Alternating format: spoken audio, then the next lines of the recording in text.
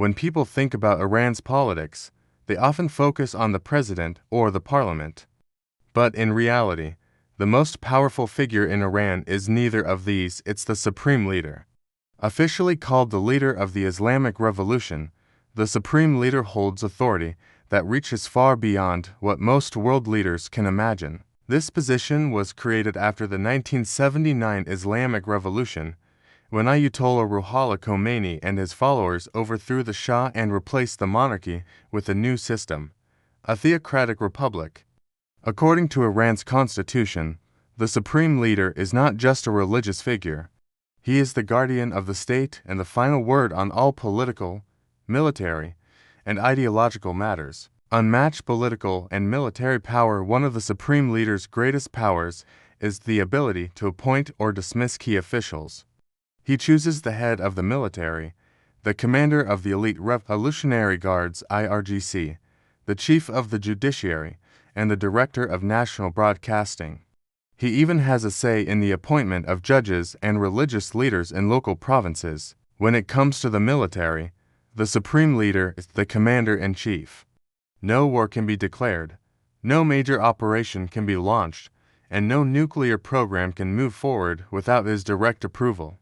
Iran's ballistic missile development and its support for armed groups like Hezbollah, all guided by his office, control over elected officials. While Iran does hold presidential elections, no candidate can run without approval from the Guardian Council, an unelected body whose members are partly appointed by the supreme leader. This means the leader indirectly controls who can and cannot appear on the ballot. Even once elected, a president's actions can be limited or overruled by the leader if they are deemed to conflict with Islamic principles or national security. Parliament, too, must operate within boundaries set by the leader's interpretations of Islamic law. If lawmakers pass a bill that the Guardian Council deems un-Islamic or unconstitutional, it will be rejected. Ultimately, the supreme leader's word can override any branch of government. Religious authority and financial influence. The supreme leader is always a top-ranking Shia cleric, usually with the title of Ayatollah. This gives him tremendous influence over the religious life of the nation.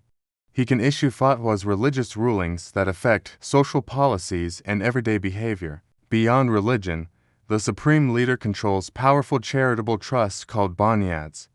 These foundations own real estate, factories, and large businesses.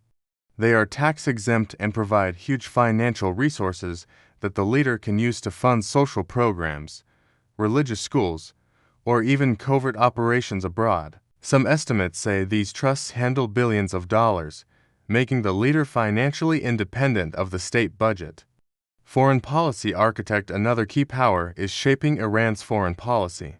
It's the supreme leader, not the president, who decides how Iran deals with countries like the United States, Russia, or China. He sets the tone for negotiations, alliances, and support for proxy forces in other countries.